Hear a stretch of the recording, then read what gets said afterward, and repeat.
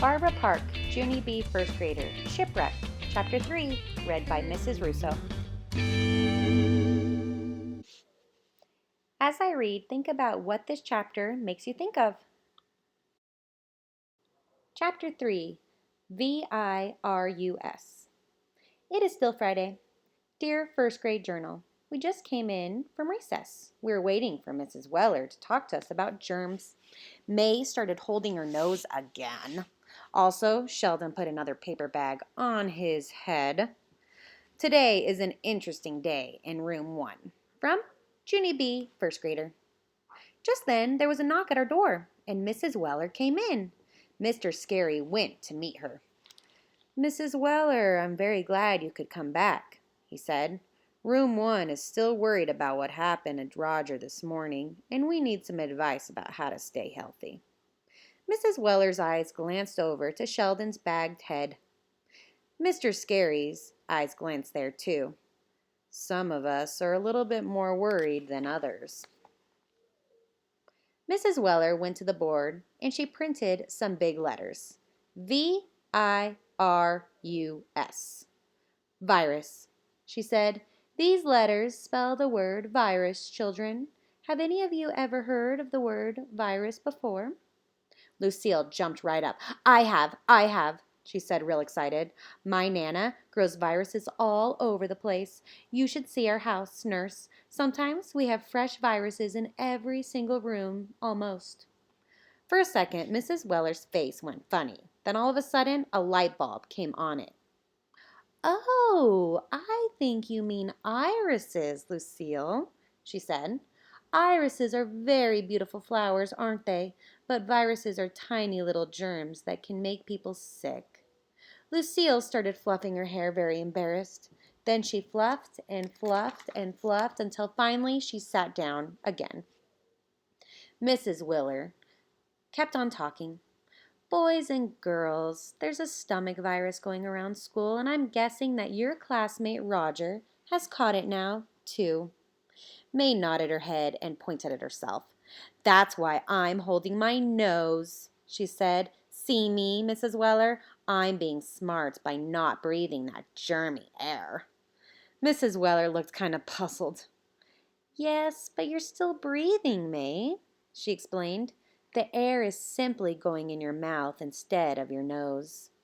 May looked shocked at that comment. Mrs. Weller smiled. I'm sorry, dear, but I'm afraid it just doesn't help to hold your nose, she said.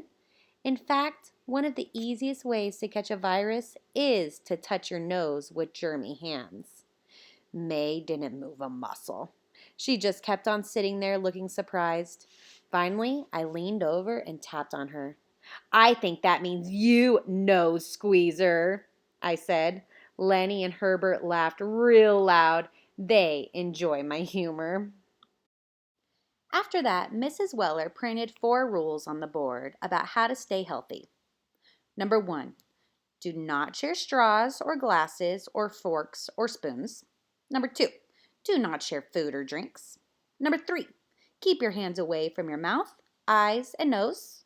And number 4, wash your hands often with soap and water. She put down the chalk and glanced over at Sheldon again. Oh, and I'm sorry to have to tell you this, but you can't really hide from germs either, she said. So, for those of you wearing paper bags on your heads, there are probably thousands of germs in there with you. For a second, Sheldon sat as still as a statue. Then all of a sudden, he shouted real loud, "Ah!" And he quick pulled off the bag. Then he zoomed straight to the sink and he washed his hands and face with soap. Plus, also, he washed his arms and his legs with paper towels.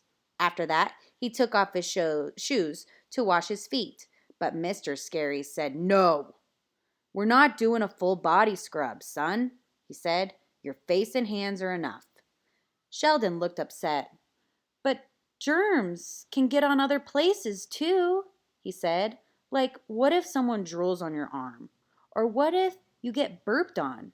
Or what if you fall down on top of a sick person and he sneezes germs right directly up your nostrils?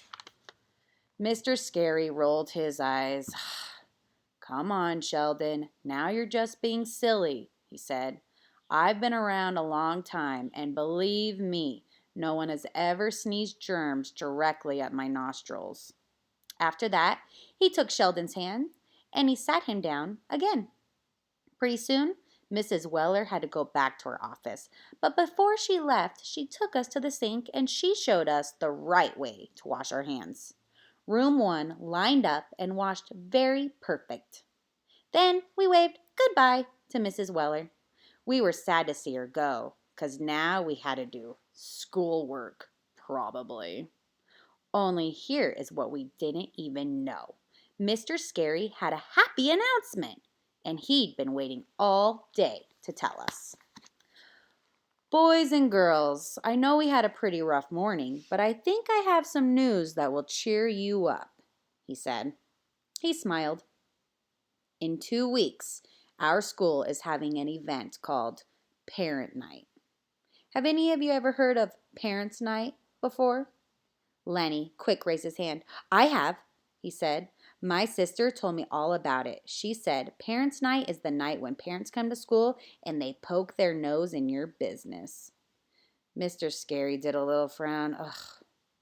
Yes, well, I don't really think that's your best way to put it, Lenny," he said.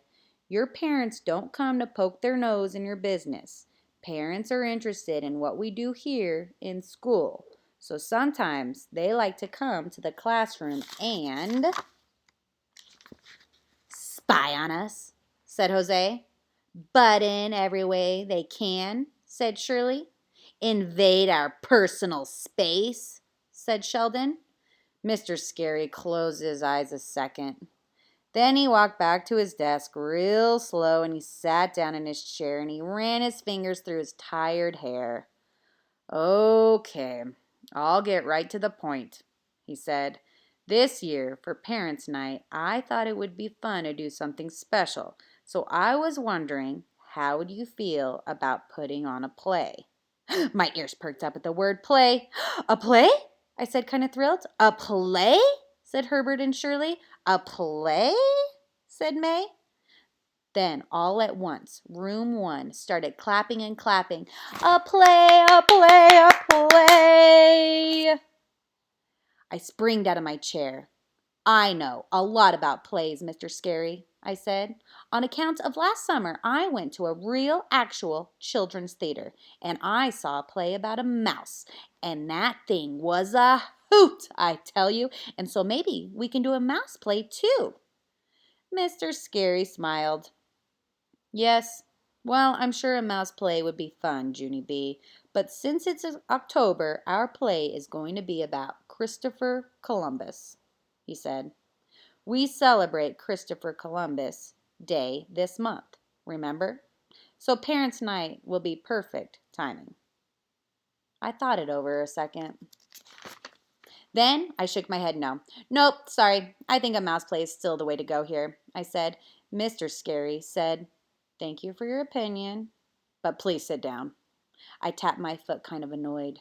Then I gazed my eyes around the room. "Okay, who would rather do a mouse play? Please raise your hand," I said. Mr. Scary snapped his finger at me. Snapping means the conversation is over, I believe.